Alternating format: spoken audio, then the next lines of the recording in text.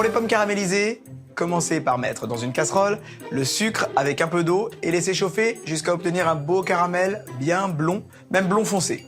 Pendant ce temps, dans une autre casserole, faites chauffer la crème liquide. Hors du feu, versez la crème dans le caramel et ajoutez le beurre, mélangez et réservez dans un bol pour stopper la cuisson. Épluchez maintenant les pommes et taillez-les en dés.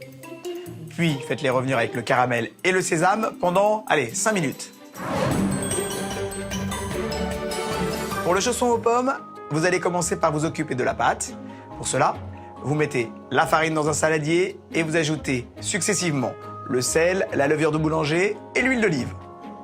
Ensuite, versez petit à petit dessus de l'eau tiède en mélangeant avec une cuillère en bois. Remuez jusqu'à obtention d'une pâte qui se détache, filmez-la et réservez-la au frais.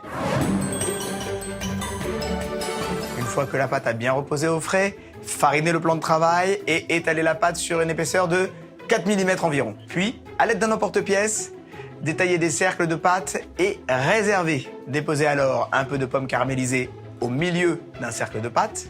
Puis, badigeonnez les bords de jaune d'œuf et posez dessus un autre cercle de pâte. Ensuite, scellez joliment les bords en les pinçant avec les dents d'une fourchette. Enfin, faites frire les chaussons dans la friteuse à 180 degrés pendant, 2 à 3 minutes. Et voilà comment réaliser un chausson sucré aux pommes caramélisées en 30 minutes chrono. Bon appétit!